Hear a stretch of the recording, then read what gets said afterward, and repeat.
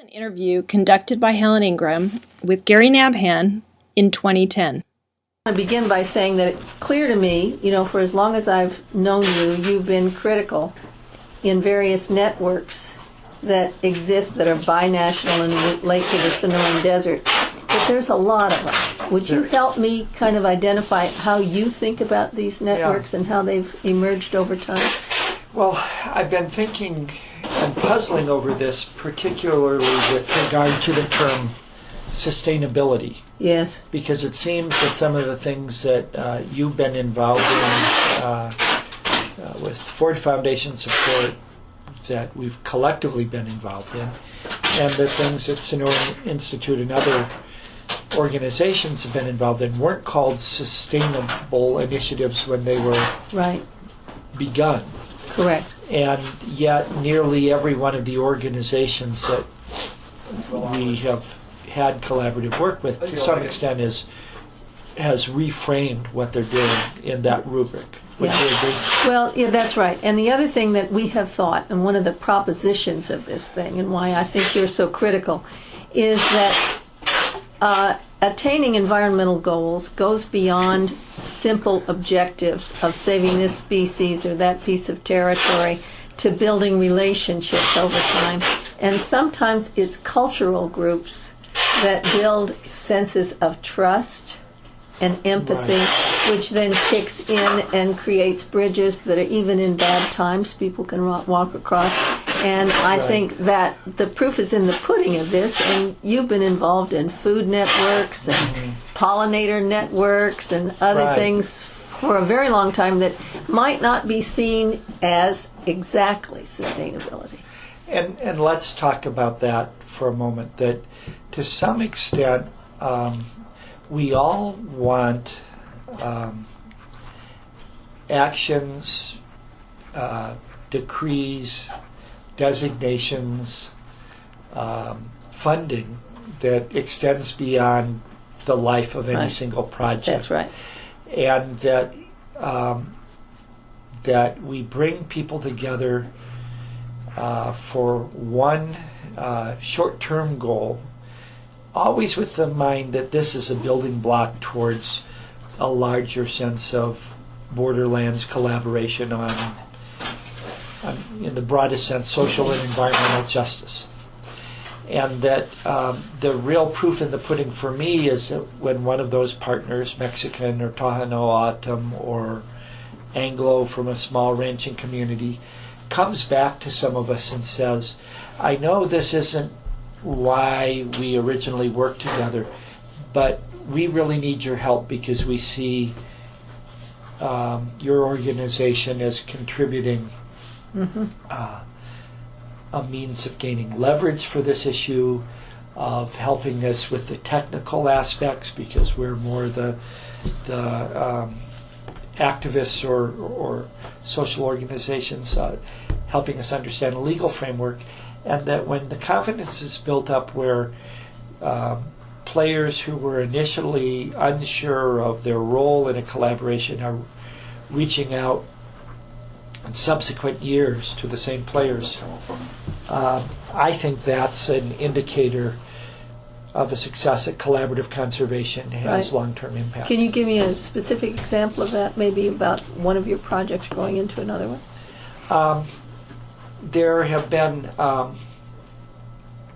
projects that began with the Seri Indians and their concern about clandestine cutting of charcoal on their reservation. Palo Fierro. And so with Mexican scientists and activists, American scientists and conservation groups, and Seri para-ecologists, wildlife technicians who were concerned about this, we formed this Alianza de Palo Fierro.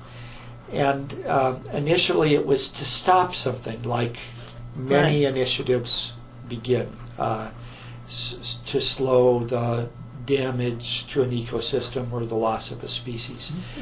It evolved into some very interesting things where Bruce Babbitt designated the Ironwood Forest National Monument, Ezequiel Escura stopped the flow of commercial quantities of ironwood carvings to the U.S. Through the Lacey Act. Mexico set up some ironwood reserves, and the Seri began to be regular participants, both with American and Mexican scientists, in dialogues. And most recently, they've designated their entire reservation a community protected area or community protected reserve in Mexico. And this is after 10 years and two tribal governors being interested in the Ramsar designations that I believe evolved out of the trilateral agreements following NAFTA, so that the CAC and all those players established coastal wetlands protection. So first they considered, we pitched to them, why not have the northernmost mangrove lagoon habitats in Mexico that are on your reservation part of the protected areas network, but entirely under community control. And they came back and said, why don't we designate our whole reservation? Wow. Now that indicates a trust in what designations and subsequent funding can provide to a community that wasn't there earlier, where they actually opposed the designation of Tiburon Island as a national biosphere reserve. So again, you can't directly relate this to a single event like the Ironwood Alliance, but after 10 years of tricultural collaborations, the confidence in both the Mexican biologists and political scientists involved and the American conservation biologists and planners reached a level where the tribal administration was pitching ideas to them rather than simply responding to ideas from the outside. Okay, that's great. Let's talk a little bit about networks. We've got this one of Paulo Fieri and the sort of Fiero, the sort of protection of that. But how do you think of it? When you, of course, I suppose you think of it all as a piece. I don't know. You tell me. But how do you see these constellations of different actors? How do you sort them out? Okay, let's not talk about specific ones, but general categories. Right, exactly. There's certainly funding and expertise in biodiversity conservation that keeps a lot of players in contact. Okay. And particularly through Roberto Mesta of the Fish and Wildlife Service's Sonoran Joint Ventures Office that began... I don't think he's on that list, is he? I don't think so. Yeah, no, I don't think he is. No, he isn't. Yeah, Robert Mesta... MESTA. Is of Yaqui heritage, grew up in California, worked on California condors. After they got to a certain point in condor recovery, the Fish and Wildlife Service asked him what he would like to do for the rest of his career, and he said, help guide and facilitate more wildlife and endangered plant recovery between the U.S. and Mexico. So just like the Sonoran Institute has played a key role in what I would call not just the Sonoran Desert Alliance, but discussions about protected area collaborations. Okay. Robert Mesta has facilitated the endangered plant and animal recovery, including broader issues of biodiversity. And so the second area is the large landscape conservation. Sometimes those two topics overlap, as they did, say, with using the decline of Sonoran pronghorn antelope as a justification for more binational and interagency collaboration in the ISTA area, Western Sonoran Desert, let's call it for the purposes of these terms. Okay.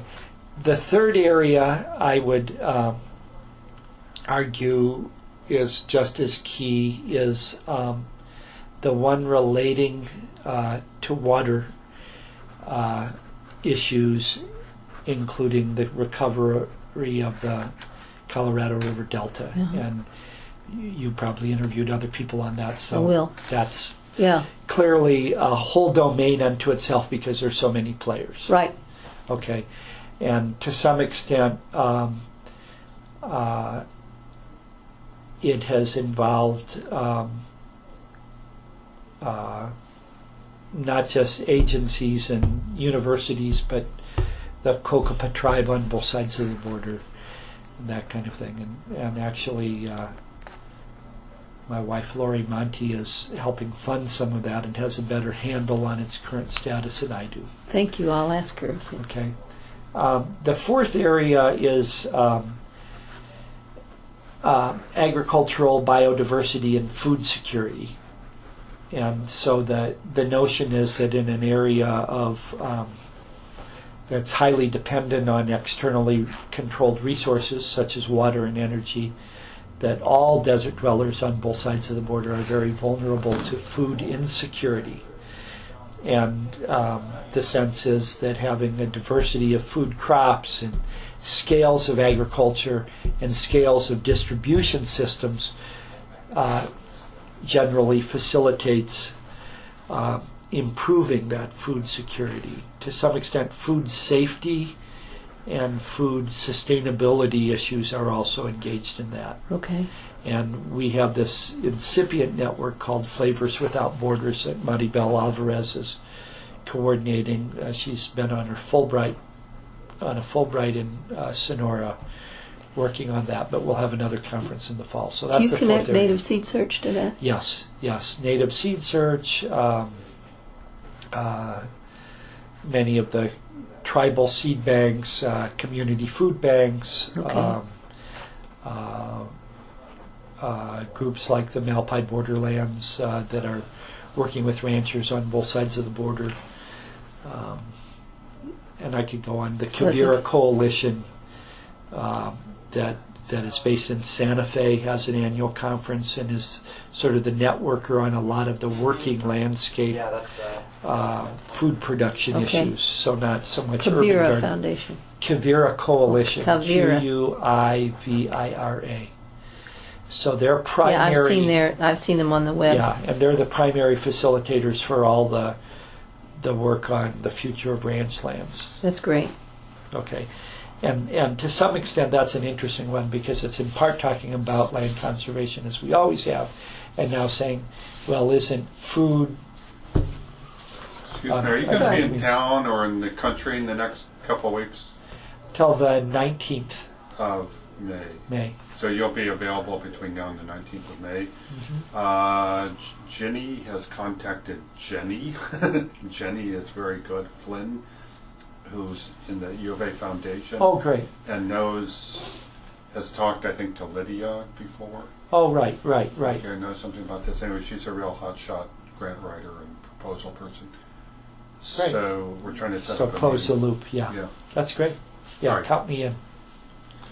So till the 19th. Yeah. Okay. Then there's another network that is developing, and I think there's it overlaps with the environmental health network. That's clearly one of them. Catalina Denman and, Right. and many of the players you know from Yes. old days. the border days. To some extent, there's been a spin-off of that on environmental justice. Okay. I didn't know about that. And it's so many people from both sides of the border convene at certain kinds of conferences, but I don't think they have a name for their network yet. Yeah. Yeah. And what seems to be the material concerns here? Growing it- inequality, vulnerability of poor people. What is? I think it's some of the issues that you dealt with in the Nogales and Santa Cruz studies, differential vulnerability Okay.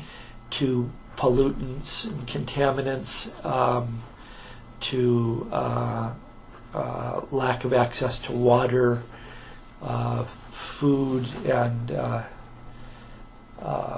Okay. health services. So it overlaps with the environmental health, but or and occupational health realms, but to some extent is saying, you know, when a highway is built, why does it typically go through the poorest neighborhood and cut it in half when, you know, we're the people Right.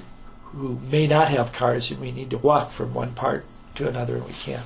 And so there's a clearinghouse in Albuquerque of Southwest Environmental Justice that I can't think of its name, but it's managed by some very competent Hispanic Okay. folks. And the Sierra Club Environmental Justice Office in Flagstaff was very key, for example, in getting tribes involved in issues ranging from Peabody coal to the mining of Zuni Salt Lake to issues with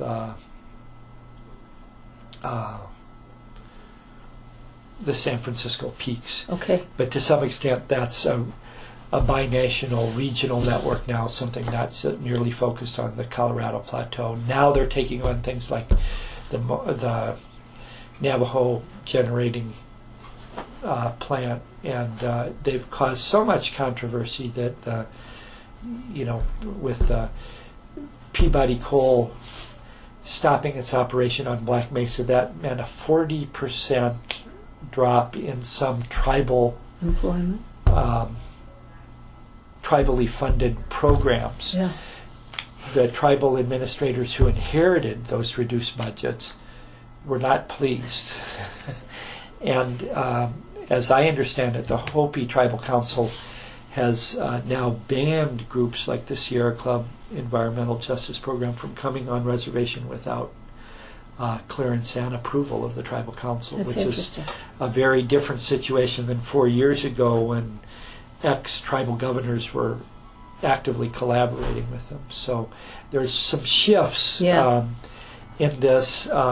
Positive or negative is from your perspective. But, Yes, right. I understand. but certainly some of these are now significant enough players in regional decision making that that there's a fear among some of the tribes that they are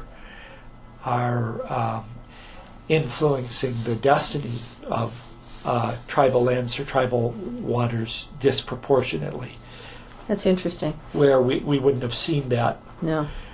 concern 10 years ago. I got a question here. On this list, there's nothing that's specific, artistic, or cultural.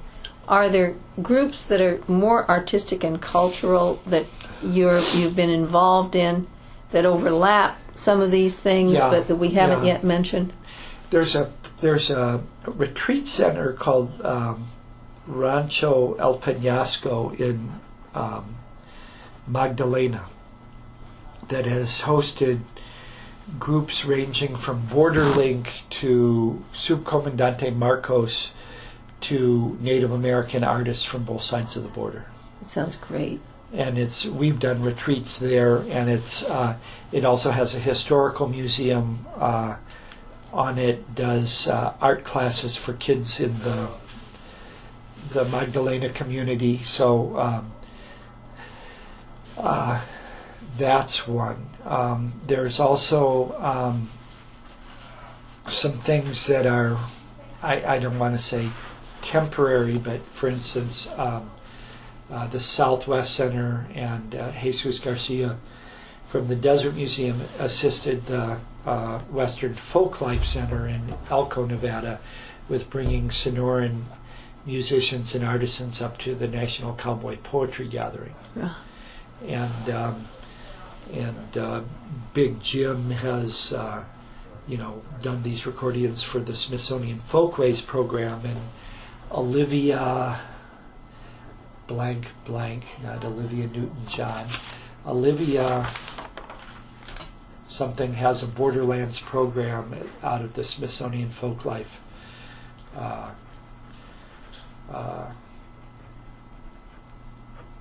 Would you put program as a whole that continues to do things. They first hit the border about 1996, but Okay. they've continued to facilitate a whole number of community programming efforts. how about then tourism kind of thing? Where would you put an organization like SADO in this list? Okay. Is that a research list? Does that No, belong no. under? Well, they're in Biodiversity? the biodiversity. They're in the biodiversity thing. Okay, but they've got this big. Yeah. Okay. So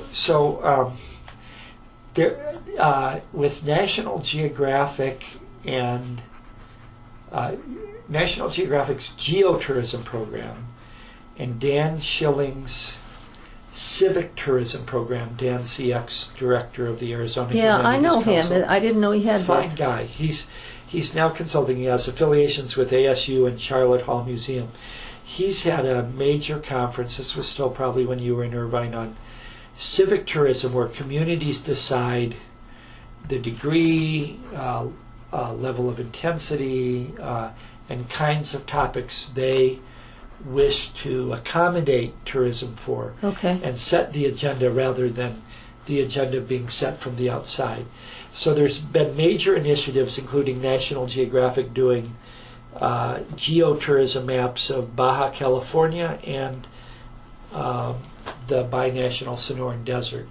And this builds off the Rutas de Sonora project that is under the Sonoran Institute that Joaquin Murrieta, Hico Murrieta, and Cynthia Yeah. Radding Murrieta's Yeah. brother-in-law Yeah. or brother initiated. Joaquin has moved on to work for environmental defense in La Paz, but he had a full 10 years, a longer tenure than Wendy did at Sonoran Institute, and because he was Sonoran, he was very good at sort of, I think maybe I ought to get Wendy to call him, yeah, because I doubt if I'll go to. very pleasant Yeah, guy. yeah. But that reminds me to ask you then whether or not these broader organizations, how do they relate to sort of mainstream environmental groups, and where would you place the Sonoran Institute in comparison to the Sierra Club and the Okay. EDF, or are there subgroups of those major groups that are really part of these networks and it's kind of indistinguishable? How do you read it? It's converged. Okay. And this is where the political science is hugely interesting, and I don't think a lot of this has been documented. Okay. And I think it's worthy not just of analysis, but real deep reflection on how we got to be where we are. And again, I would put the seeds of this back with your Ford Foundation gatherings in Wymus and Bisbee and all of that, because I would say that even before some of the ranching groups like the Quivira Coalition and the Arizona Roundtable that Kirk Emerson facilitated began to use the term collaborative conservation, that we in the border were exemplifying it. It was assumed that any solution would be inherently multicultural, not unilaterally driven. We clearly talked about the issues in inequity and funding access and tried to remedy that, so it wasn't just all the money came to this side and then subcontracts went to the other side, that there were other Yeah, mechanisms. we always tried to do that. Yeah, and that to some extent I would say collaborative conservation has become such a successful model that the large conservation NGOs have now added divisions or tried to restructure Okay. to make themselves fit that role, because groups like the Sonoran Institute Uh-huh. and Quivira Coalition and in the Northwest Eco Trust have been so successful in doing this Sustainable Northwest. Martine Goebel, that used to be down here, took some of the ideas from this border and took it up to the Canada-U.S. border. So overall, I think the rubric for all of this is collaborative conservation, Okay. rather than sustainability or environmental conservation, because I it's like also that. dealing with working landscapes that will never be protected areas. It's dealing with community economic health and a whole number of other things. Great. That's really, really helpful. This is Helen. Do you know Helen? She's a research associate Hi, here. Helen. I'm Hi. Randy Kissel. Hi, Good Randall. to meet you. I'm glad to meet you. Are you here in the Prius? Do you have the Prius? Yes, do you need that? Okay. Nope. I just want to make sure. Yeah, I actually have a disabled You're fine. sticker, and that usually doesn't interfere with other people. 'Cause No, that's you're fine. usually Yeah, Randy Yeah, just that's usually fine. asks I us just to wanted to make check sure. in. No, before- that's Yeah. fine. Thank you for That's asking. good to meet you. Glad to meet you, and now you know who that is. It's And now not I know very who you are. often, but yeah. Yeah. So, one of the interesting things that's happened is that all of the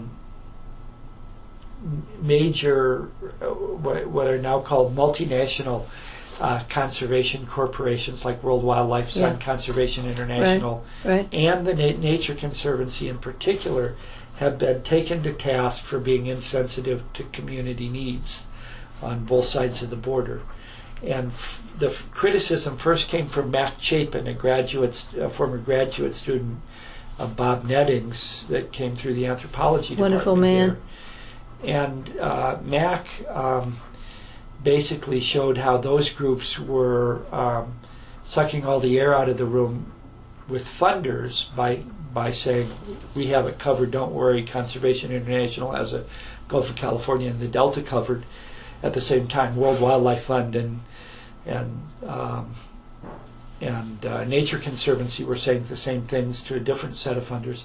And two, that indigenous communities and other rural communities felt they didn't have access to the funders, or that they were being displaced as protected areas were done. And the final blow to those organizations was a book that came out in the fall called Conservation Refugees.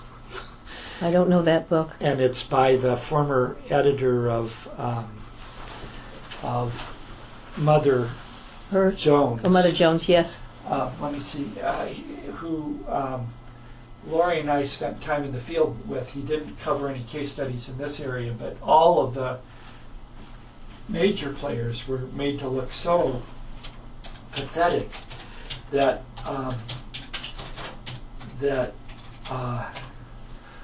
now some of the funders have just said, we aren't funding those groups anymore. And Mark Dowie, D-O. Oh, I know Mark Dowie, sure. He wrote Losing Ground. Yes, right. Okay. That's the other book that I've read. He's a very good critic of environmental groups. Yeah. And so he's made more room for foundations to reevaluate how their funding has either generated more conservation refugees or built capacity within communities to be full participants. Okay. And I would say that the work that Wendy Yeah. was doing with ISTA is exactly the solution to that whole dilemma, and that's why our friend in Boston, Charles, so I love him, I think he missed parts of the whole dynamic there, that we were having monthly meetings of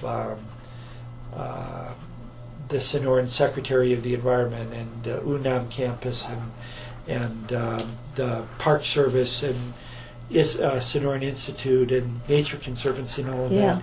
He felt that was separate Peripheral. from the community stuff, and I would say that it was the technical partnership which previously would have made all the decisions about whether a biosphere reserve nomination was forwarded, and basically we leveraged community input. Yeah. And I think that's a really significant So do I. difference from how he wrote that up. Yeah, I love- and so did I Wendy. love That's his one of the work. reasons why she really wants to do this, is because she believes that she knows it 10 times better, and Well, he put she- a little bit of a spin on it that wasn't Right. Well, it was more skepticism than she feels was warranted. On this whole question of sort of partners, do you think the university has been, or universities have been, and the scientists based in universities, which now I guess includes you and me, Right. are critical or important, or how would you describe it? It's I've had some interesting conversations with Bob Verity on this, because I would say that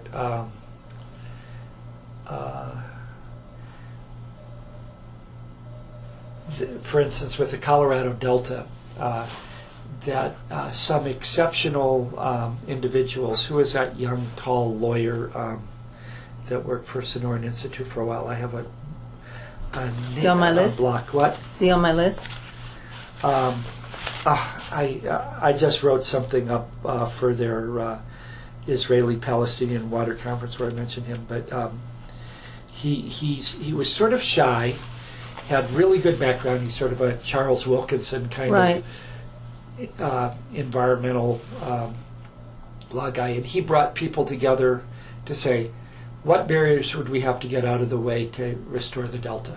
Yeah. And he just kept at it and kept at it, to the point that then now a dozen different groups are, collaborating on the restoration of hundreds of thousands of acres on both sides of the border.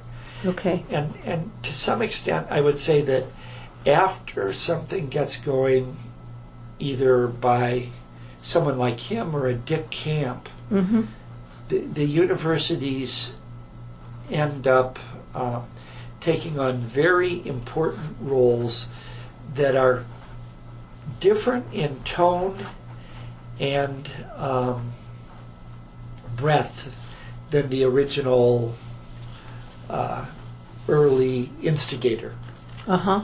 So in the case of Dick Camp, Dick's personality took it as far as it could. Yes. And he did not appeal to everyone who needed to be players, and none of us would diminish the role that someone like Dick had, but until other kinds of expertise came into play, and much of that was from universities, Yeah. I don't think it moved to the point that we needed to see it move. It was And I would hard say- to make a lot of impression with a guy with tennis shoes. He painted black to go to early meetings, and he didn't have enough money, so he brought his own lunch. He was really wonderful. I know, and I've seen the same thing in the Sierra Madre with Randy Gingrich, who came through. Yes, I this know program, Randy. He and- was in my class. Yeah, and then he's gone through, I think, 2 conservation organizations in Chihuahua who've sort of asked him to retire so that they could be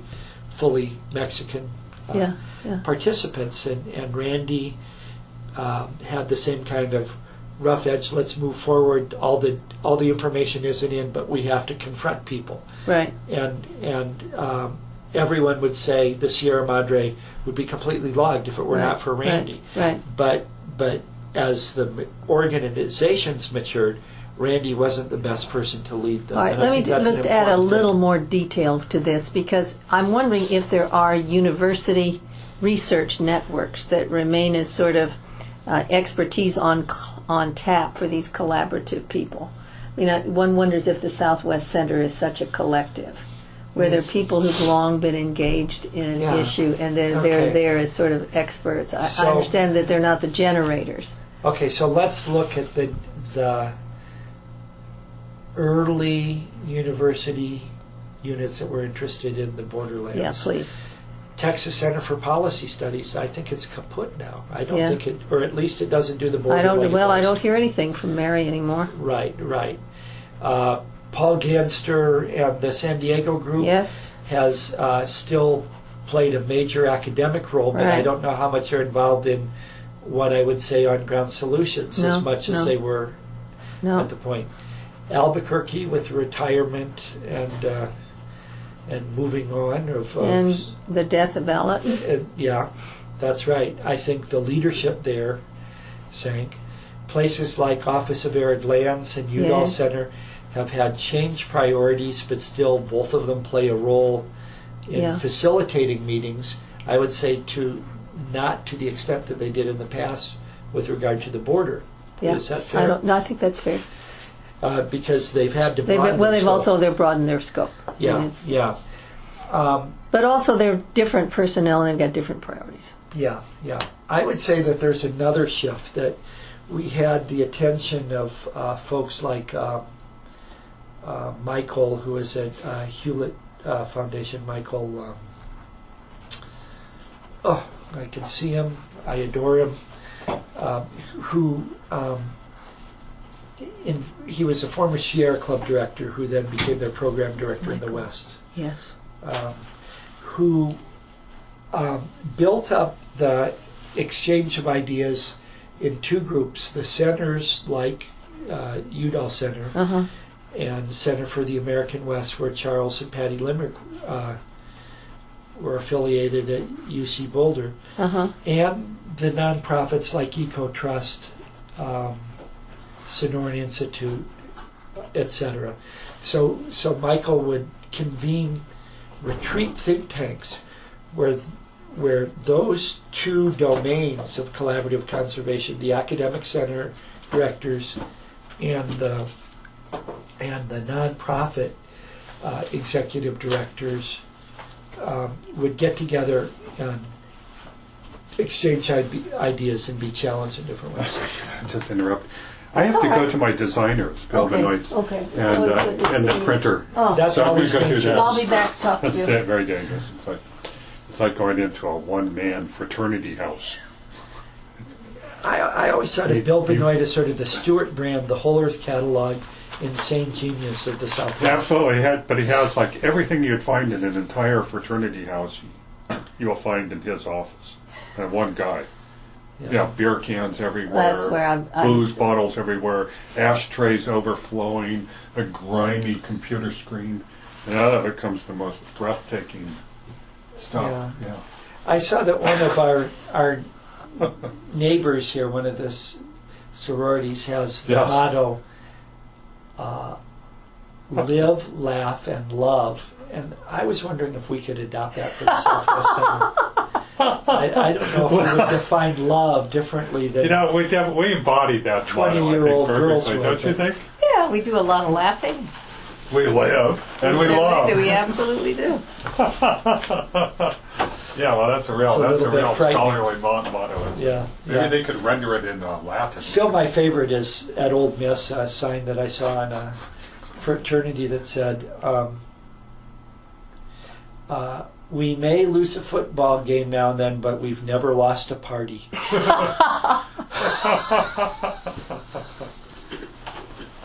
That's why I went to college. Yeah, really. That's why you're still in college. Well, thank you. Helen, we have many more things to discuss. Yes, we do. We will. We'll continue. So, the model that I think is most interesting that bears further scrutiny is Ed Glenn and Carl Flessa in the Delta, and Bill Shaw. I would say that these three guys have mentored probably between them 30-some Mexican environmental scientists.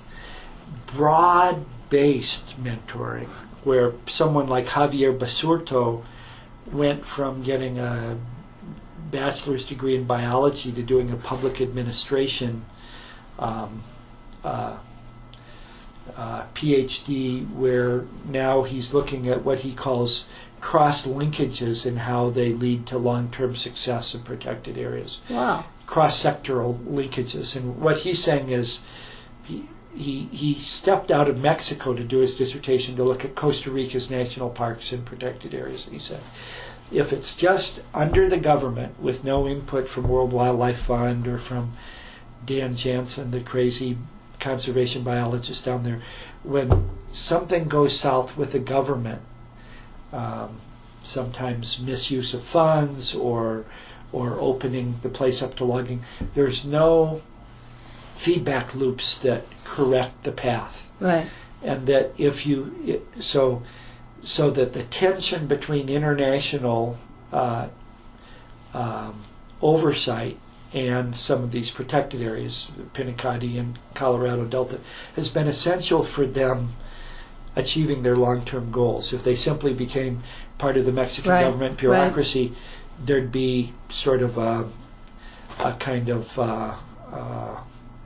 Lack of malaise responsibility. or something as turnover in the leadership happened and all of that. Right, sounds very good. What's his name again? Javier Basurto, and I think he landed Basurto. He's a very good friend with Diana Hadley, Bill Shaw. But Okay. to some extent, Bill, is the first social scientist in the natural resources programs here, has made this kind of thing work. The kind of messages that he's absorbed from, I don't know,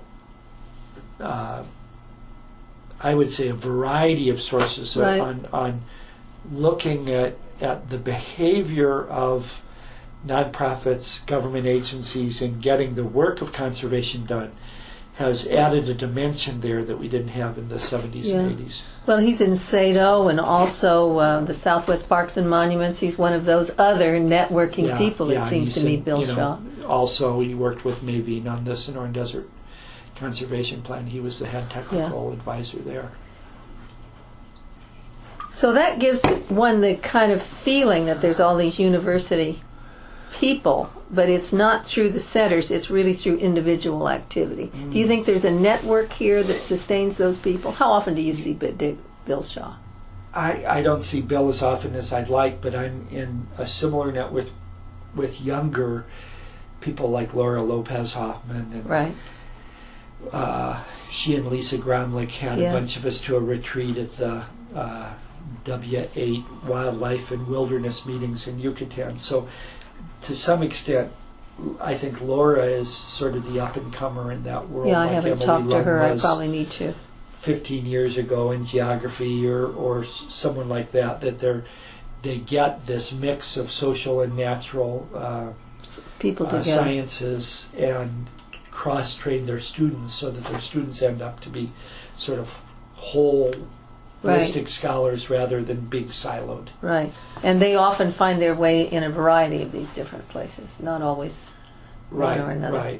Right. And I think because Laura's done sabbaticals postdocs in Mexico, was married to a Mexican scientist, she has a very healthy and interesting perspective on this. Okay, great. All right. Well, Yeah, I was sort of relieved that she has a Udall Center of yeah, Formulation I have because not. I've read the book that she's Yeah, recently yeah. put out. Now I will try to go and see her. I think that's a good idea. Okay, so let's say we've sort of done this thing about networks. I guess I'd like to turn to this business of narratives. I was at this Sado 30th anniversary over on Saturday, and Peggy Turk Boyer kept talking about the stories, that there wasn't one story of Sado, there was a story of a challenge and opposition and a burst of creativity to add a new program. They would try to take away their land, or the shrimp thing would fail. Yeah. Our friend would try to do that, Yeah. only with the best intentions. Yeah.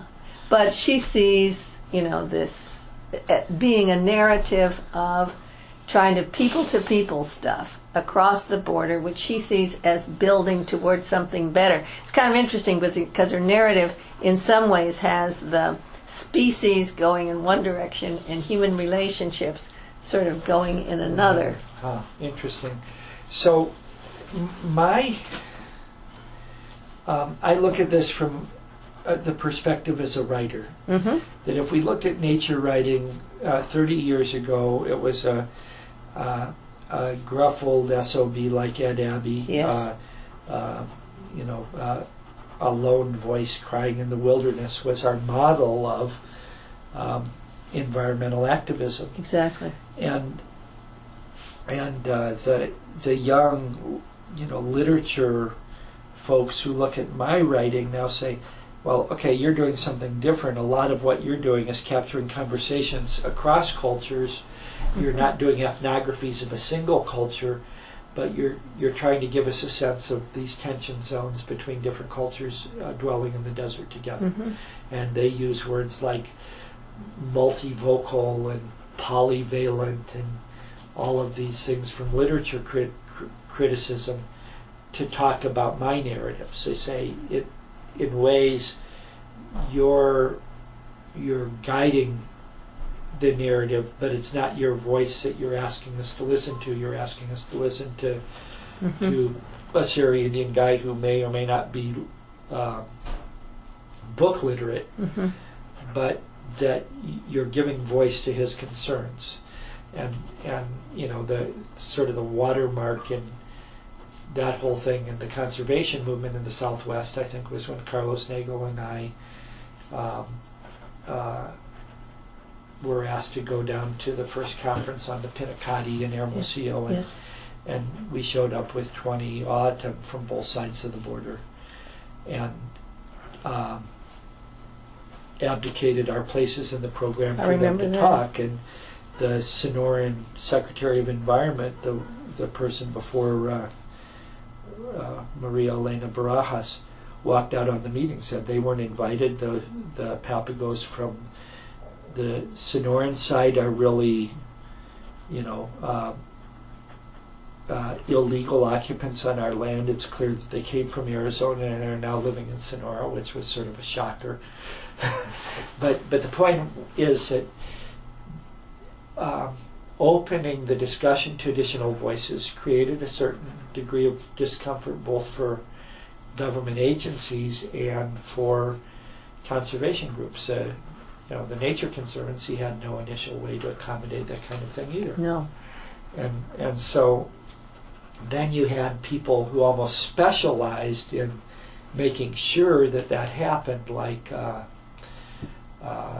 Chavarria of Pro Natura, who basically does these community workshop forums on wetlands protection before any of the wetlands protection work proceeds along the coast.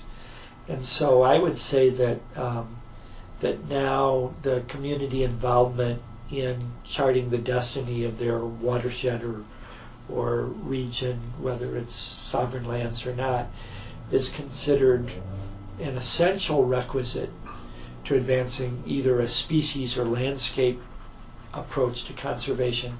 And it was not 15 years ago. That was not a given. And to some extent, it's also one of those things that, like I'm sure you've been in at certain points in your career, once you start something in motion like that, you really have to step out of the way. In other words, we can facilitate bringing someone into the discussion, but we don't want to get pegged as their spokespersons when they're not there. We say, they have their own voice, I cannot represent them. I just know they should be at the table. And so that's where the environmental justice thread has grown over the last 15 years as more of these people have been empowered to insist that they're in these meetings, whether a Helen Ingram or a Gary Nabhan or a Wendy Laird invite them or not. And so the dynamic is really different than it was 15 years ago. And I think it's created a maturation process, but it also a certain amount of complexity and a series of tension zones in the conservation community, because some conservation organizations like the Nature Conservancy has very little capacity to accommodate that, where something like the Sonoran Institute or Pro Natura has much more capacity and comfort zone with having, obviously if you bring more cultures into the mix, they're challenging each other's assumptions about process, not just content.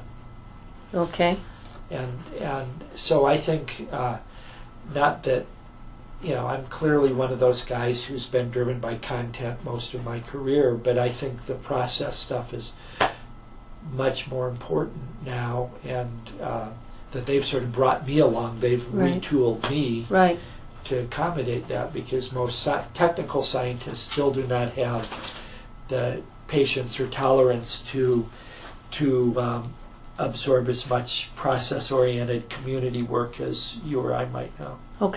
Well, if this is a great help. And I really appreciate the thought you put in this ahead of time. If I forget to say it, it's clear that you've thought about this, and I very much appreciate it. I'm just wondering on this whole business of collaborative planning and sort of collaborative voice, the narrative voice of collaboration. That's sort of, I can see that, and I can see that as getting better. Yeah. Are there other people with other narratives who might see the world differently that you know of? Not so much on the subject of collaboration, but the subject of environmental restoration, or, I'm trying to think if there are both networks and narratives outside the ones we know about that impinge and limit what we can do. Yeah, okay, so some of those include the many journalists and activists who see the border simply getting worse. Yes. So you have Chuck Bowden, who Yes, goes right. back and forth between the environmental writing and the Death City writing. But it's all pretty negative. Right. I hear more and more people say that because of things like the immigration law, that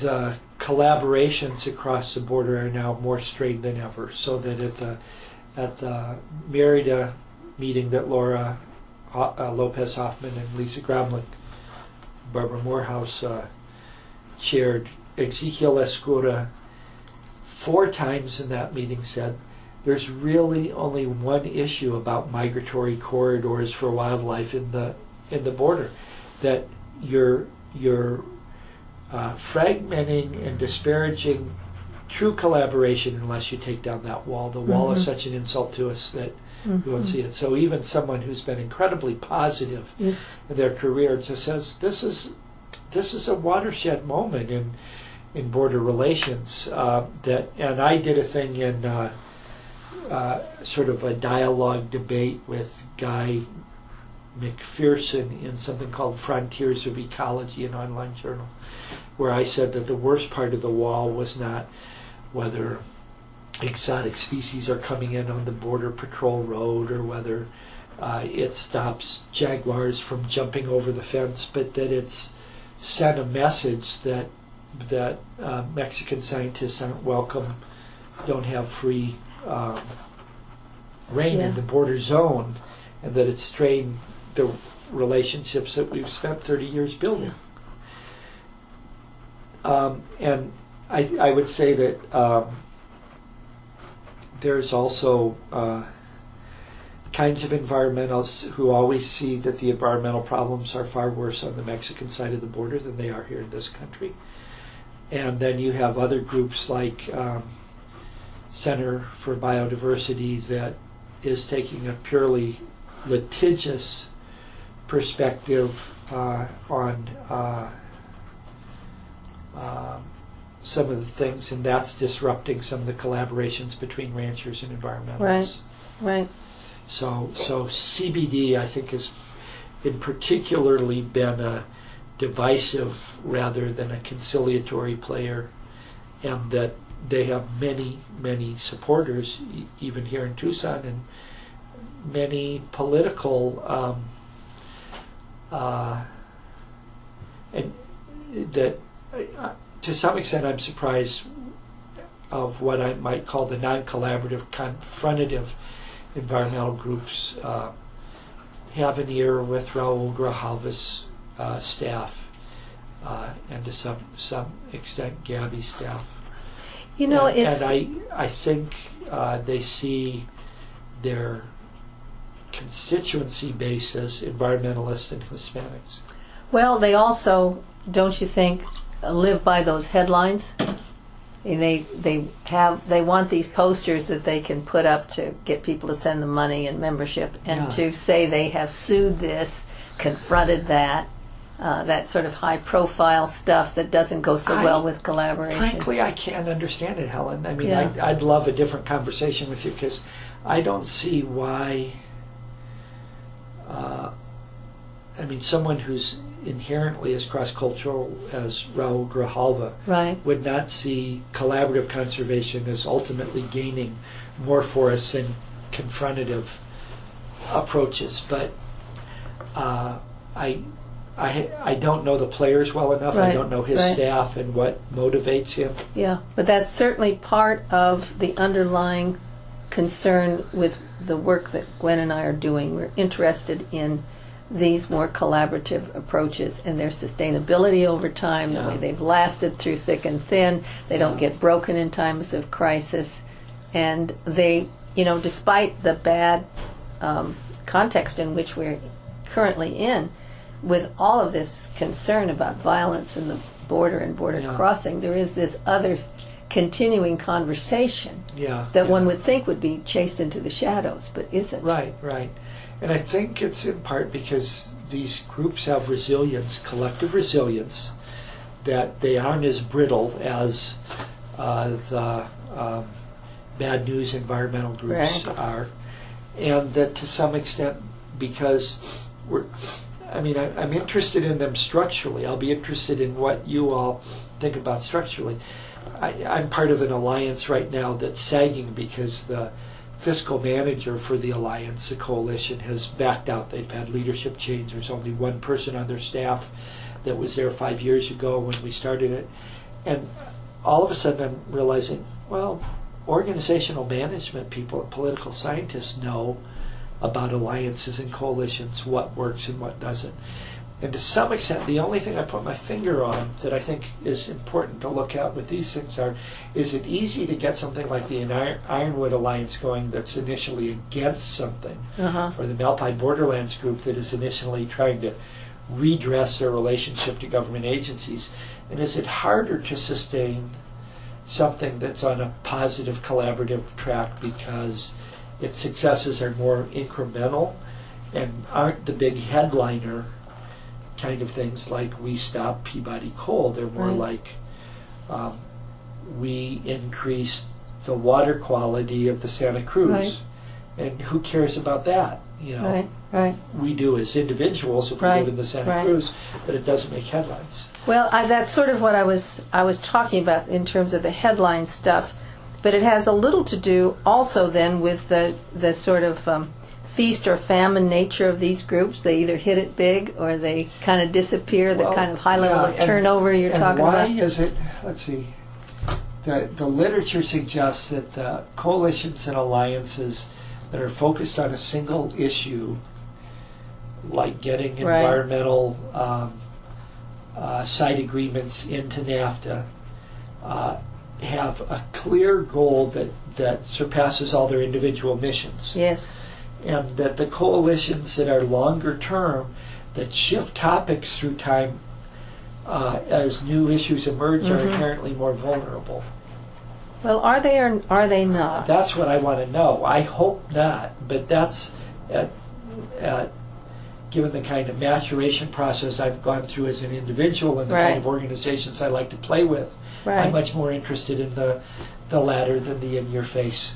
All right. Well, the test of vulnerability would mean whether or not they persist or disappear.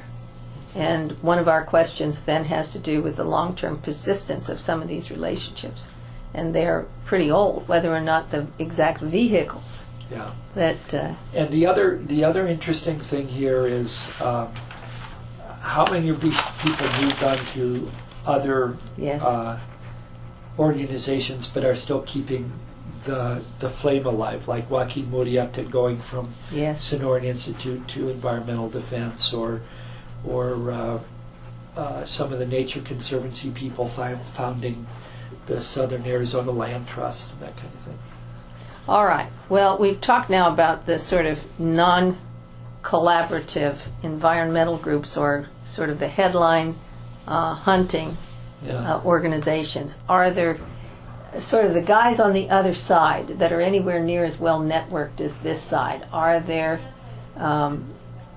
developmental pressures? I suppose there has to be. There are all these people who are building these incredible things at Puerto Penasco. I was just blown away by the level of development in Puerto Penasco. I had no idea there were all those. And it's going down to Libertad, thanks to Don, you know who, and Yeah. and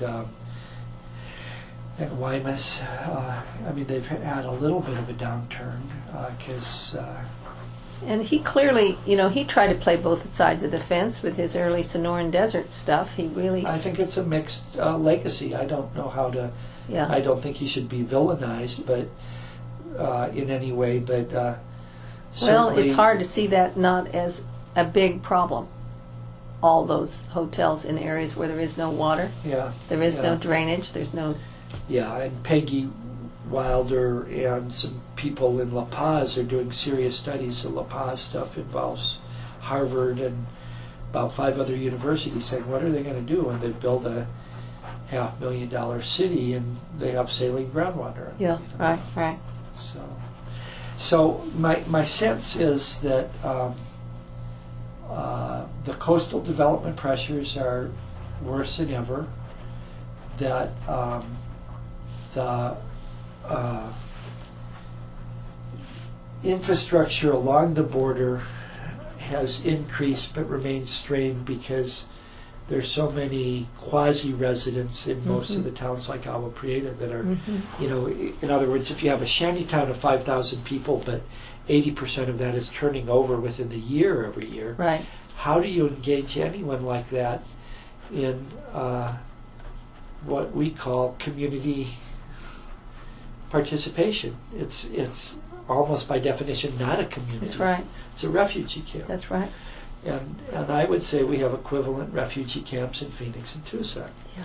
They're just more nuanced. So I think that. And then we haven't said anything about immigration besides this sort of negative construction of Mexico and the blocking of the border. And I'm on the Vigilantes. The only thing I'm on the board anymore of is the Santa Cruz Heritage Alliance. And our last meeting, Vanessa Bechtel told us that it's people are now trying to link the designation of the Heritage Alliance to the immigration issues because this will benefit people right on the border, and that happens to include communities with high percentages of illegals. I mean, think about the implications of that. That's just awful. It's actually so irrational that you can't. But who are Kyle and McCain responding to? They have so much heat on them that hearing McCain yesterday saying, "I blame Obama for the death of the rancher." I mean, I'm thinking, oh, come on now. He says he has done nothing to secure our borders, and as if this is a military operation. I mean, it was rhetoric that would be embarrassing even 10 years ago. The kind of courtesies that these guys critiqued one another with is out the window now. There are no courtesies left. Right. You Or no sensitivities to our southern neighbors and their economic Right. contribution to. Right. Yeah. Or the Hispanics in our state and their Right. validity. They're of just people. writing them off. So, what I'm getting from living down in Patagonia is that these are polarized communities, and that people like the Hispanic ranchers are in total internal conflict right now. Do I side with the ranchers because one of us has died, or do I side with the illegals because some of them may be my cousins? It's just unbelievably difficult right now, and so some people are saying, leave the border alone, Right. which is interesting. Well, Don't put a that heritage leads area. back. Well, it sort of leads back to this question: how about all these networks that have been fostered over the last 30 years? It's been 30 years since this stuff really. Well, And are they able to patch over, work around, sustain themselves in spite of, or? I think you're- it's increasingly tough to work there. Like, I went over to UTEP last year at this time, and they don't allow UTEP vehicles to go into Juarez anymore. They used to take field trips there all the time. They do not even go as individuals or without caravans anymore. if you have to go there for university business, 2 or 3 vehicles go, so that with people loaded with cell phones and everything in case something happens. So it's harder to work in the same terrain whether you're an academic or a nonprofit. Lori had to cancel a trip to give funding support to some Tarahumara communities 2 weeks ago because there had been killings 3 or 4 days before in some of the communities, and her foundation advised her from going in. Her associate director canceled out of going because he heard that literally only the airports are safe. So if the people who are seasoned field workers are being that cautious, the people in Oregon Pipe, the biologists pulling buffalo grass, go out with armed park staff on the hillsides above them, on the ridges above them, to simply do monitoring field work or weed pulling. So this is both sides of the border that the level of violence and armed presence is disrupting work. The kind of thing that I used to do, where I'd literally hop through the fence at Oregon Pipe with the blessings of both governments. They'd say, okay, we know what you're doing, we know where you're going to do it, this is off the record. They would never let any of us go through that. So to go to Sonoita, they send their paperwork to Washington, D.C., get it back, and go across that way. They don't do any informal stuff like the old guys used to. Okay, well then, just to be clear, what is your sort of vision of the future? Where are we going here? You see it as a positive story of this collaboration and conservation eventually simply rebounding after this bad period of time, or do you think things are just going to get worse? Or do you not think anything? I'm such an optimist on this stuff. I see the Colorado Delta thing as having advanced further than I could have ever imagined to it. I'm humbled by how much they've gotten done. When they had a meeting up at ASU about it and said 140 agencies are involved in deciding whether water goes across the border.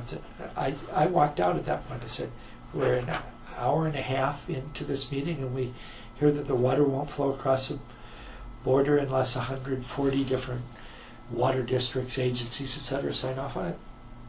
This will never happen, and it has. Yes, it has. So I've been proven wrong when I've been a cynic. Yeah, yeah. And I still think that we're generating such goodwill through the positive projects that happen that kids are growing up expecting that this should be possible for them. Do you want to mention some other things beside the Colorado River Delta that you see as really positive accomplishments, perhaps in the past, not necessarily now? I think conservation in the Alamos area, despite all the drug trafficking down there, has proceeded to the point where rather than it just being Americans suggesting to Mexicans that this was a great area to be preserved as a cultural and natural landscape, there's support for the Mexican organizations down there to make it happen, and the Americans are welcome as collaborators but do not run the show anymore. That's great. I would say a bunch of studies, collaborative studies on the San Pedro are just as successful. And that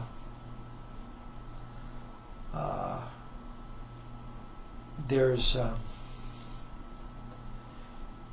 sort of a mutual aid perspective that is hard for me to say how it works differently on each side of the border, but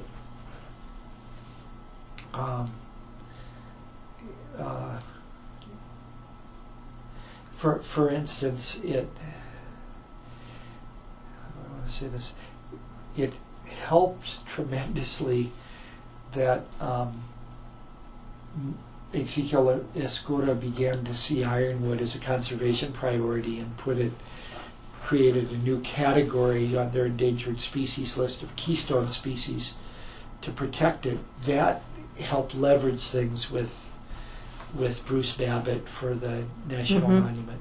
So there's interplay. The stuff doesn't play out on the same way in terms of legal and regulatory and managerial mechanisms on both sides of the border, but clearly things that Mexican scientists and activists are doing are spilling over back north of the border, and I don't think we could say that 15 years ago to the same degree, that there's more parity intellectually as well as in terms of innovations. Great. All right, now the easy one, this business of physical either events or things, and there are thousands of them, but we've just mentioned that, the Palo Verde, clearly that's, and the ironwood. That's really, the ironwood is a important thing, the pronghorn is an important thing, and the Quito Baquito is an important thing. Other things like that are physical, either events or decline of or increase attention to. There have been those kind of riparian and wetland restoration on the lower Colorado. Okay. From Yuma down. Okay, good. I would say some of the ranch land restoration done by Valera and Joel Austin. They have 8 ranches south of the border and 3 north of the border, and they're restoring things like the San Bernardino Cienega. And they would be interesting to talk about. They're, millionaire conservation venture capitalists. Okay. Based in the Chiricahuas. That sounds very interesting. Yeah, because it's a different approach. I mean, it's basically an almost fully private approach asking for government blessings. They were at one time sued by Center for Biodiversity or someone for building so many terraces that they were changing the water flow in the watershed, or CAP sued them for making sure that more water went into the ground, which is sort of unbelievable. They won the law case, but phenomenal court case. It'd be really it's interesting. Really crazy. Yeah. Ron Pulliam, the guy who was Babbitt's head scientist, who was here on faculty in the 70s, has just moved down to Patagonia. And he would be fascinating to talk to. He's been working on the extension of the Sky Islands network into Mexico. And they've had meetings about that. And so the Sky Islands Alliance, we got the Sierra Madre and the Sky Islands designated as a global center for megadiversity, which to some extent was just compiling all the things that we knew about biodiversity and cultural diversity in the area. But when it comes out in a UNEP-sponsored publication that this is one of 20 centers of megadiversity in the world, then you get all kinds of leverage that That's people great. can use that in proposals and all of that. So the Sky Islands Alliance, Sierra Madre Alliance thing is another big one. And then on the other hand, Mexico just canceled a release of Mexican wolves on the Sonora Chihuahua side of the border because they realized they hadn't done the vetting with ranchers in the area, and that the wolves would inevitably go north of the border. And none of the American ranchers knew what was happening, and they stopped it before they had another thing backfire. Yeah, we don't want to lose a bunch of wolves. Yeah. And wrong kind of controversy.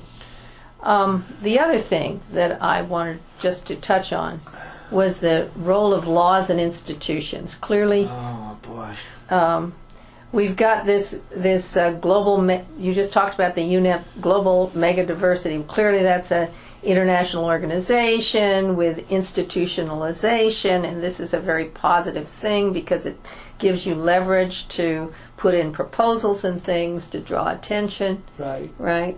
But we've got other things like NAFTA, like the Good Neighbor Board, like BEC, NADBank. What do we need a one-by-one kind of assessment of these things, or do you have some overall feeling about the extent to which these things can be both leverages and impediments, and some way to sort out which is which? Clearly, some of them are disappointing because they're set up to do something, and then they occupy the space. Right. So that's why my daughter left the Border Health Commission. She just said, we're not value added as often as we should be. And I had heard that the original critique when I took a New York Times journalist down to Magdalena to meet all those people that we were doing the watershed stuff where they said, it's nice for you guys to say the Santa Cruz and the Rio Magdalena should have this water exchange, but our mayor just walked off with all the money for our sewage treatment plant. Can you cover it? Well, we couldn't cover it. That wasn't our role. But the point is that there was local disappointment because the facade is there now. Before, the facade wasn't there. And that's a hard one for me to deal with. It's certainly better than it was, but are people disappointed? Of course they are. I mean, that's just the nature of the fact that the cultural creatives that dream these things up, that know that there's a real need for these things, are not necessarily the people that get put in place in the bureaucracies to manage them. And that's a story as old as prostitution and poker games. Right. So I don't have anything new to say about that. Right. Other than the thing you said earlier about the importance of having partnerships with groups. Yeah. So I think really talking to Javier Basurto, if you can track him down, would be worth it on that. Okay, let me see where I am here and what I may have left out. The other thing I do want to say is that part of the trouble with environmental stuff is that government agencies reward people by moving them away from the place that they've developed their mastery in. So the chances that we're going to have the same park superintendent in Oregon Pike for more than 4 years is less than 10%. So that person knows Spanish, that they're interested in discussions across the border is all iffy from person to person, but cumulatively we start all over again each time we lose one of these people. So ironically, some of the environmental agencies value place-based knowledge less than other kinds of agencies. If you're in health sciences, perhaps you have to know a community to know how to make things work. I don't think environmental organizations, including agencies, they think it's all interchangeable. That if you were successful in Glacier National Park, we can move you down to Arizona, because after all, you've been on another border. Yeah. And so that's a real impediment from my perspective, that the very thing that you and David came back from Irvine to Tucson and Bisbee, because this is where you have mastery over a great variety of topics, is an increasingly rare professional decision for people in agencies and to some extent in academia. We're now rarities because we want to come home and work on behalf of our communities rather than the other way around.